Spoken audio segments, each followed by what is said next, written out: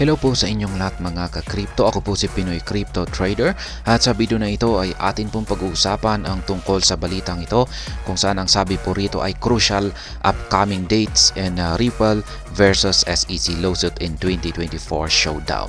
Yan, ito raw po yung mga mahalagang paparating na mga petsa or dates dito sa nagaganap na legal battle nila Ripple versus SEC ngayong taong 2024.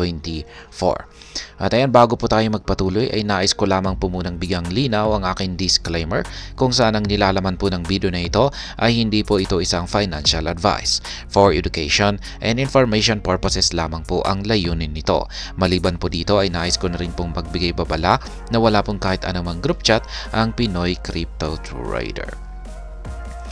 Yan, sabi po rito ay habang patuloy na lumalapit ang matagal na demanda sa pagitan ng Ripple at SEC sa kanyang huling yugto, narito ang mga mahalagang petsa na kailangan po nating tandaan sa mga darating na buwan. Ayan, ang matinding demanda sa pagitan ng Ripple at United States Securities and Exchange Commission or SEC ay ngayon ay papasok na sa ika-4 nitong taon. Nag-file ang SEC ng demanda noong December 2020 na nag-aakusa ng XRP ay isang security sa ilalim ng batas ng US at inaakusahan ang mga tagapagtatag ng Ripple na sina Brad Garlinghouse at Chris Larsen ng mga paglabag sa batas ng securities. Ayan, fast forward sa kasalukuyan, nakamit ng Ripple ang mga makabuluhang tagumpay.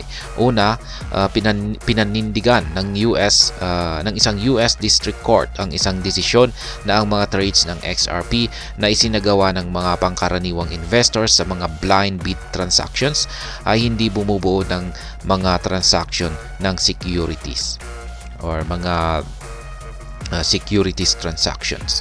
Ang mahalagang paghuhukom na ito noong Hulyo ay humantong sa muling paglilista ng XRP sa ilang exchanges at nagtakda ng isang bagong taunang mataas para sa cryptocurrency. Yan, nagkaroon po siya ng new yearly high. Ayan, bukod dito, sa isang hindi inaasahang twist noong Oktubre, binawi ng SEC ang kanyang mga nakabinbing mga demanda laban kay Brad Garlinghouse at Chris Larsen. Ang hakbang na ito ay nag-angat ng mga pag-asa na ang regulator ay maaring sa huli ay maghanap ng isang kasunduan sa Ripple sa mga darating na buwan.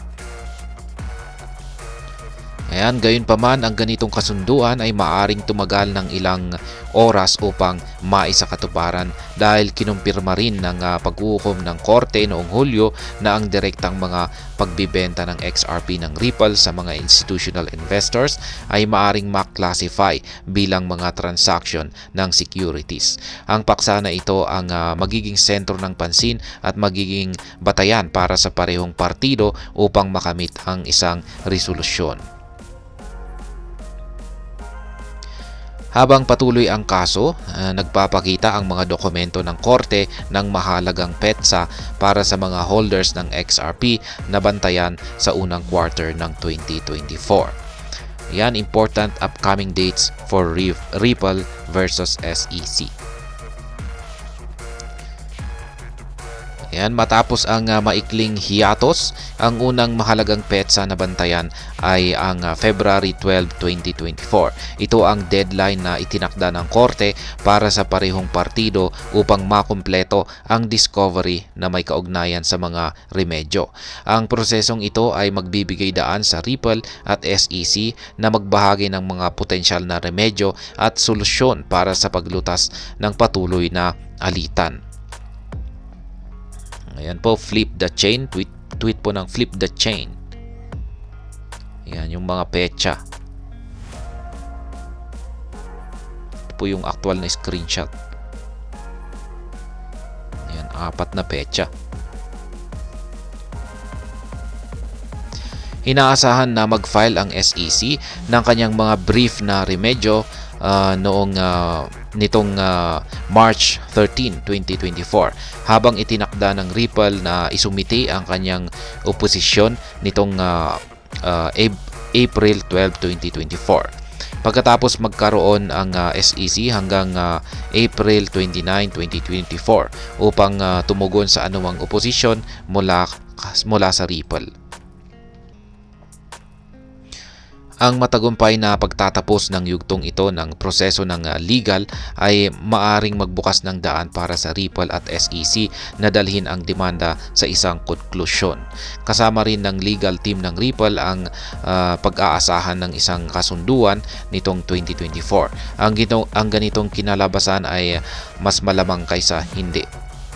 Kaya yan, samantala ang potensyal na epekto ng isang buong kasunduan sa pagitan ng Ripple at SEC sa presyo ng XRP ay nananatiling isang malawak na napag-uusapang paksa.